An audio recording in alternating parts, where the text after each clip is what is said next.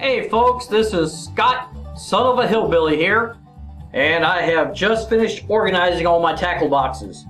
I actually had one tackle box more than this, which was larger than all these other tackle boxes, and I was able to completely empty it. And what does that mean? That means I can put some more stuff in it, that's for sure. Fill it back up. So what I'm going to do here is I'm going to show you what I've done to organize all these tackle boxes. That earlier video I had all the different tackle boxes out, and I had them spread out all over this ping pong table that I have. Now they're all put back together. So I'm going to go through it. I've got 1, 2, 3, 4, 5. I'm just going to give you a brief overview on what I've done. So let me move some of these off the table here. Just want to show you how many I start out with. And it's a few, but they all have different they meet different needs, let's put it that way. Okay, let's get started looking at this stuff. Well, here's the first tackle box that I condensed down. And like I said earlier, I was able to go through and neck my tackle boxes down so I have one that's totally empty, one of my larger tackle boxes, which you may have seen in the video, but the earlier video, but I won't show you in this one, but it's bigger than any of these. So this was a pretty good deal here. This was a Goodwill tackle box that I picked up for $4.99. So you can't complain with that.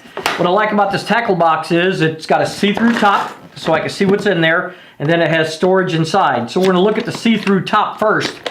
And what I did was I went through all my tackle boxes and condensed them down.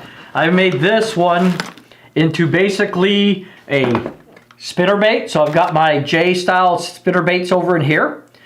And on this side here, I've got all the different crankbaits. So I've got those and crankbaits. I also have a few inline spinners in there. So that's what I have on the top. I have some replacement jig, living rubber jig bodies there and stuff. So I'm pretty set with that. Now down in the bottom, I also did a crankbait thing too.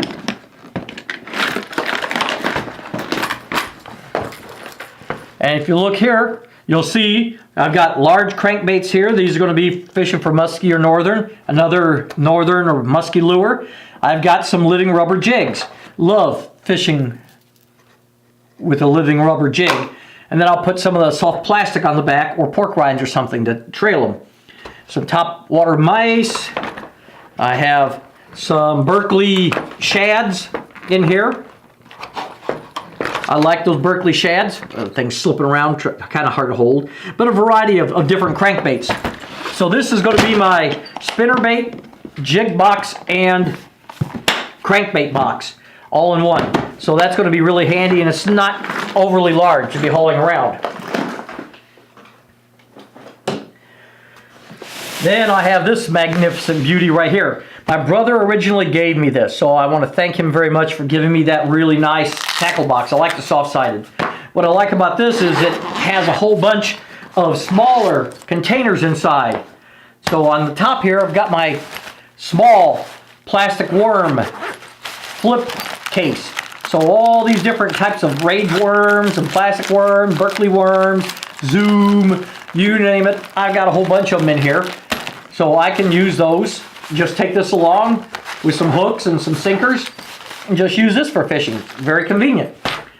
And I've also got in here all these different containers. So I have 1, 2, 3, 4, 5, 6 containers. And like I said, I went through all the tackle boxes. I pulled all soft plastics out, and I put them inside of these containers. They had soft plastic to begin with. I just organized them a lot better. This one right here is basically all bodies, and you'll see I've got twister tail bodies. I got some tube bodies. I got the split tail type of bodies here as well. So I've got a lot of different bodies in here, and that's great for pan fishing, for crappie, use them for walleye, tipping ends of different lures. And I've got more tubes in here.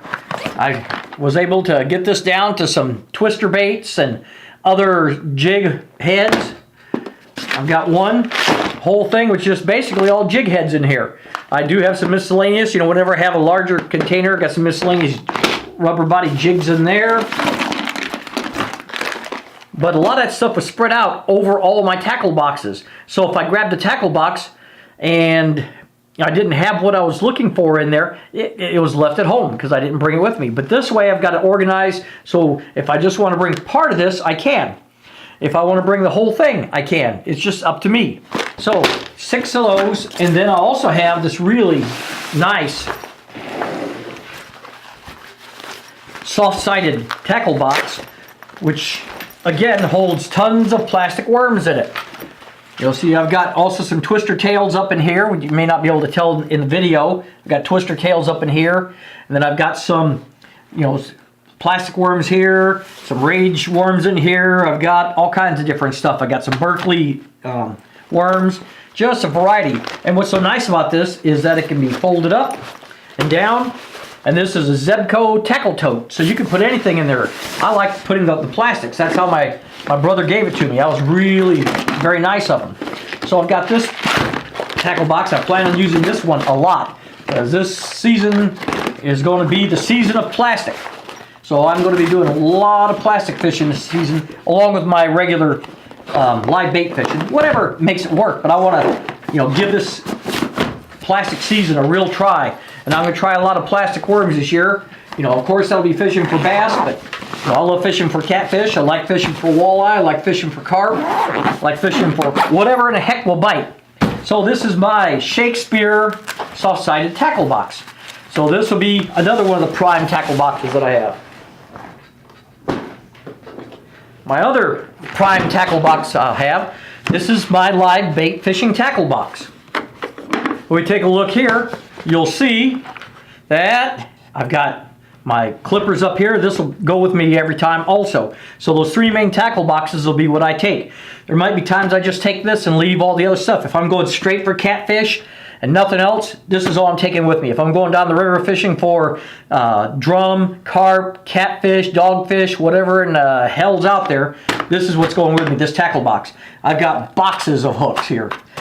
All kinds of hooks. I've got Aberdeen hooks up here. I've got some small stringers in the top. And what's nice about this is I've got these organized in little containers as well. And this one is a variety of different hooks. And in here I also have plastic worm hooks. I've got Aberdeen hooks. I've got catfish hooks. I've got bass hooks. I got, you name it, I got a lot of different hooks in here. This is the bobber box. So I've got my bobbers in here. I love the sliding bobbers. I've got a few hooks in here, but basically this is the bobber box. So I first showed you a hook box, bobber box. What do you think else goes along with that? Sinkers and terminal tackle. All right, so I've got this organized. I went through, pulled all the terminal tackle out. I thought I had more trebles, but I guess I don't. I got a lot of swivels in here. I've got barrel swivels. I've got O-rings. I've got snap swivels, all kinds of stuff. I've got these large snap swivels here. And what's so cool about them, they're sliding snaps swivels, so I can hook one of these 2-ounce sinkers or two 2-ounce sinkers on there if I'm fishing really fast-moving water. And it's still a sliding rig, so that works really nice. And it doesn't get in the way. They're put out, I believe Catfish One is the one that made these rigs right here. So that's pretty cool. So I've got these terminal tackle sinkers. And then last but not least, the big thing of sinkers along with some more sliding bobbers. You see here I've got some larger sliding bobbers. Now these are the sliding bobbers I'm more, I use for catfish more likely will use. You can see they're brand new, still in the plastic. Lots of split shots. I love using split shots. They are handy in so many different ways. You use these in conjunction with the sliding bobbers. You can use them just with a hook and a night crawler or a piece of plastic, whatever. Drop shot these things, you got it. I got tons of split shots to do that with. So, the 3 tackle boxes I've shown you so far are my soft plastics, my crankbaits and spinner baits, and live bait. Then, what I have are what I call storage boxes. And these are strictly for backup. So we'll go with this one first because I still have lots of room in this to fill up stuff.